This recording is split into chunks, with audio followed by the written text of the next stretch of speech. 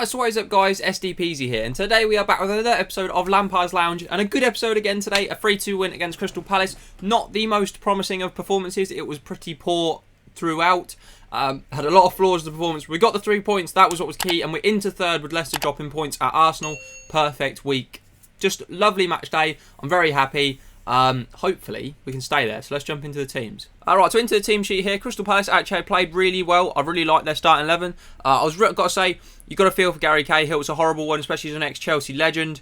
It's a tough one. Yeah, you can see it if you've watched the clip. He literally, his hamstring just tears as he's running, and obviously we ended up going on and scoring. Anybody that is saying we should have stopped playing or that is making this into some big news article, you're actually an idiot. Like, what football team would have stopped there? Willian A doesn't even see him. And why would you stop? Let's be honest, why would you stop? If you're through on goal, you would not stop unless the referee blows. It's not a head injury, so why would you stop?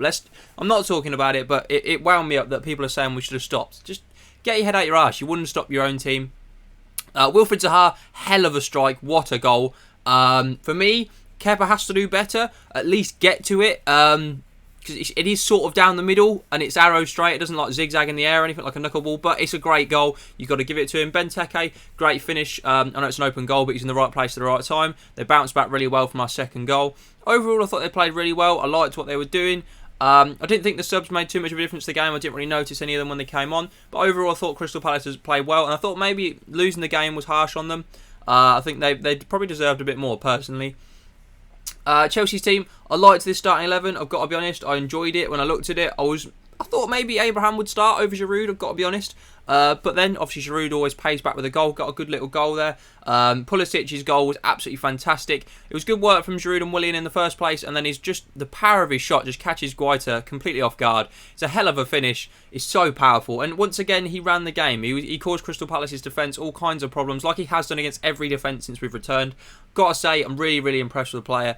Jorginho, when he came on, got to say, very impressed. He only got 10 minutes, and obviously he has been out of favour a lot. But when he came on, he managed the game. He was literally brilliant when he came on the pitch. He just controlled the game. He calmed Chelsea down. So it was at a point in time with 10 minutes left where we were really struggling. We were on the ropes, and he just calmed it down. Played some nice simple passes, won the ball back, did what Jorginho does best. And for me, it's sad that he's not playing, because he's one of my favourite players. Really, I really like what he brings to the team, and I find it hard to say that he's not in the team. I understand why he isn't, but it's a tough one for me. The other substitutes as well, obviously Loftus-Cheek and Abraham combining well for the goal. Abraham's finish was absolutely brilliant, and Loftus-Cheek's run and the little dink pass was fantastic. They were both brilliant for the goal. However, Abraham nearly threw it away for us at the end. There was some horrendous just giving up on the ball, which I wasn't impressed with. I thought he'd work better than that. Zuma, fantastic again with that amazing challenge towards the end of the game. I've got to say, absolutely brilliant. Arrizabalaga, like I say, could have maybe made more effort on the first goal, but right at the end of the game, that fantastic save from Scott Dan to tip it onto the post literally won us the game, so you have to give him credit. Gilmour I thought was good. Mount is good every week. But yeah, overall I thought it was good. I liked what happened, but there was a lot of positives and negatives that we need to talk about. So positives and negatives, obviously Pulisic, like I've said, fantastic, hell of a performance. Seems to do it every week, and I know that he's in the positive every single week, but he is fantastic every week and deserves a lot of praise. Zuma, again, fantastic. So glad he's in the team. Do everything it costs to keep this man at the club, Chelsea. Do not sell this guy and buy like Declan Rice. Don't do it. He's fantastic. However, Christensen is poor, but we'll talk about him in a minute. Zuma, fantastic. That challenge at the end really summed up for me everything Zuma is about. Commitment to the cause. He gets there when he has no chance to really get there, and it's brilliant. You've got to give him credit there. And I was really impressed with his overall performance. The youth players I thought were fantastic. All the young players, I thought James had a very good game. Gilmour was fantastic. Mount, once again, brilliant. I just thought overall we played good football, and I liked what was going on. Obviously Pulisic, you have to consider him a youth player, only 21 years old. Fantastic again. And the substitutions once again for Frankie worked. His substitutions so far since the return have been absolutely fantastic. All have been so important and have worked all fantastically. You've got to give that to him. Obviously the Loftus-Cheek and Abraham combining fantastically for the third goal, and then Jorginho just controlled the game for the last 10 minutes. So his substitutions were brilliant. You can't knock them. They were fantastic. Turns and negatives, there was a few negatives. Complacency is a big one. At 2-0 up, we were absolutely cruising. Willian should have scored a third goal. And as soon as Zaha scored, we fell apart. and we never really recovered. I know we went 3-1 up, but literally 2 seconds later we were 3-2. We never recovered from that first goal, which just wasn't good enough. It was like we just stopped playing. Like, we were playing such nice football, pinging it around. Palace couldn't deal with us, and suddenly we just stopped. It's not good enough, and it's typical Chelsea this season. I really thought we were going to throw it away again. Luckily we haven't done, but it's so easy to do. Christensen is at the heart of that. Causes so many problems. He's so poor. Never ever should be in this team. Please, please, please stop playing him. Do anything not to play him. If Tomori isn't fit, then it has to be Rudiger. If Tomori is fit, it has to be Tomori and Zuma. It has to be Tomori and Zuma.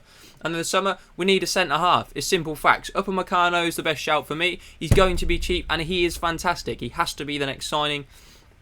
And like I say, the lack of spine. If you think of Chelsea teams of the past, you've got the spine. You had Cech, Terry, Lampard, Drogba. What a spine of a team that was. One of probably the best spines in English football history. Even world football history.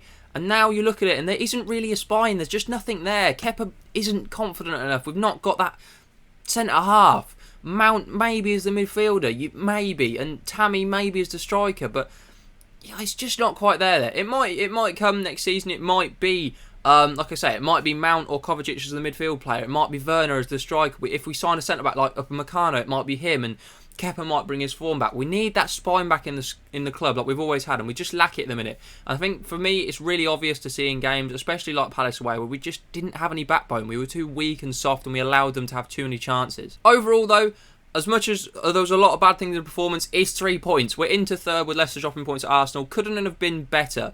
Man United and Wolves, obviously now big pressure on them to go and get points, especially Manchester United if they want to finish in the top 4. I think now we can do it. As long as we keep this up, we can do it. Third place is easily doable, and a minute City is maybe even doable for second, because they're on about dropping. They look like they're dropping points. So maybe, you never know, maybe. But I mean, that probably is pushing it. But for me, third technically, depending on City's ban, could be second in the league.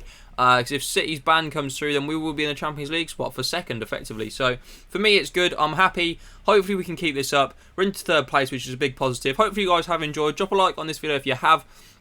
Subscribe if you are new around here and hit that notification bell. We do upload every single day at 6 PM, so join the notification squad to never miss out on a video. Thank you very much for watching. Hopefully, you guys have enjoyed. I wanna take it all in, I'm falling. The cityscape by night, wanna catch in my photos. Where you go, every corner twice as bright. They'll be my treasures forever when I can't hold you.